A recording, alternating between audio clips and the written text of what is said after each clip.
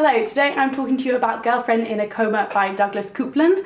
This was published in 1998 and this copy is by Harper Perennial. I don't know why, but for the longest time, for like years, I wanted to pick up this book and I can't remember why anymore. But I saw it a couple of weeks ago quite cheaply and I just thought I'd pick it up. But I really have no idea what it's about. I was thinking like, oh, social commentary on the human condition in the late 20th century. And I was really hoping that the cover was ironic because there are far too many covers these days of like girls sprawled on grass and like, oh, hospital band, how mysterious. It was all the things I expected, but it was also really different to what I expected. The first chapter is like 3 pages long. It's by a guy called Jared and he starts off by saying he's a ghost and that he died in 1979, age 16, and that the rest of the story is him chronicling the lives of 6 of his friends. So 6 friends are Richard, Karen, Pam, Ham, Wendy and Linus. They're all friends from high school and they all sort of drift apart and then come back into each other's lives over the decades. The story begins on a seemingly normal day. It's about a year since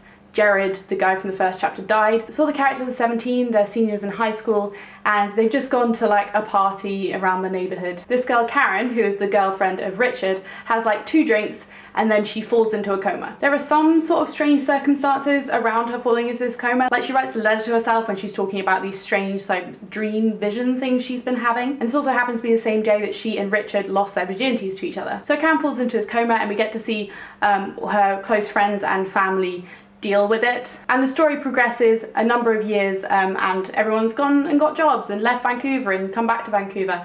And one day, 17 years later, Karen wakes up. I don't think that's much of a spoiler because it's like a third of the way through the book and there's plenty more that happens. But basically 17 years after she fell into a coma age 17, she wakes up for no apparent medical reason. So all the characters are back where it started and they're all sort of reevaluating their life choices and thinking about how they've changed in the last 17 years. Meanwhile, Karen is rehabilitating to life as we know it in 1996. So up to this point in the book, I was loving it. I was really engrossed in all these characters and how they sort of interacted with each other. But then things go like pretty batshit crazy. I don't really want to reveal what happens, but it kind of made me feel uncomfortable because it was so different to the mood of the rest of the book and there's sort of like this paranormal aspect to it. And the agenda that Coupland's been subtly pushing throughout this book just becomes like so obvious and preachy and crude. And for the last 50 pages or so, I was like, I just want this to have an ending now. So I didn't really like the second half of the book, mostly because it wasn't what I was expecting. If I knew that was what was going to happen in this book from the beginning, I might have been more prepared for it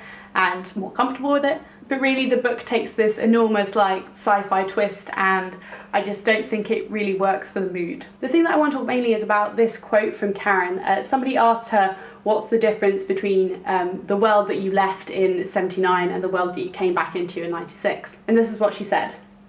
A lack of convictions, of beliefs, of wisdom, of even good or old badness. No sorrow, no nothing.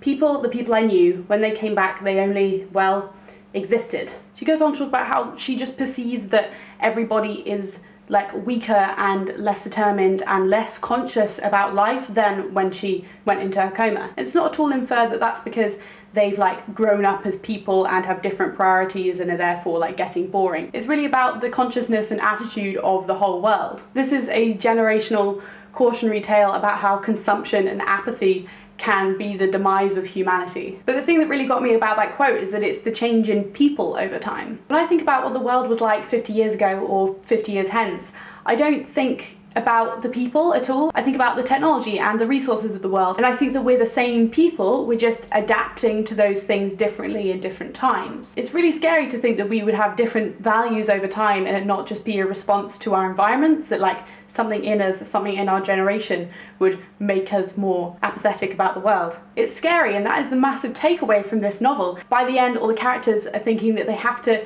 actively be involved in like the world, in living it, and they have to continue asking questions about it and pushing the limits of what they know and can think, because over time it's sort of been beaten out of them to ask those questions. It's the kind of book that makes me want to make a time capsule and it not be about like memories from the past or like things that I used to love. It would be like a list of my values and my morals, because I have no idea to identify like how that changes over time because I have to live through time.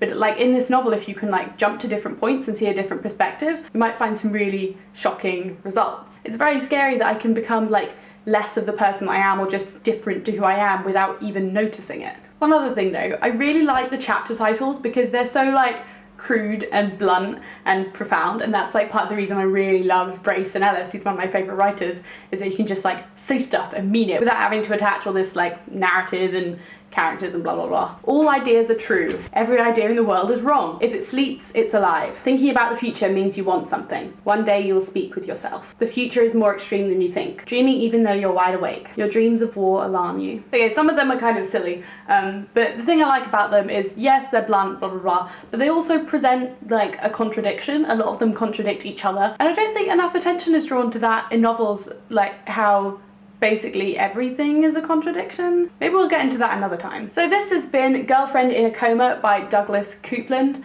I liked it, but I also didn't like it, so I still have mixed feelings about this. What I really like to do is pick up Coupland's Generation X, which I think goes along the same vibes, but maybe tackles it a bit differently. I don't know, if you've read anything by Coupland or anything along the same vein, please tell me about it. I'd be interested to learn more. And yeah, I will see you next time. Bye.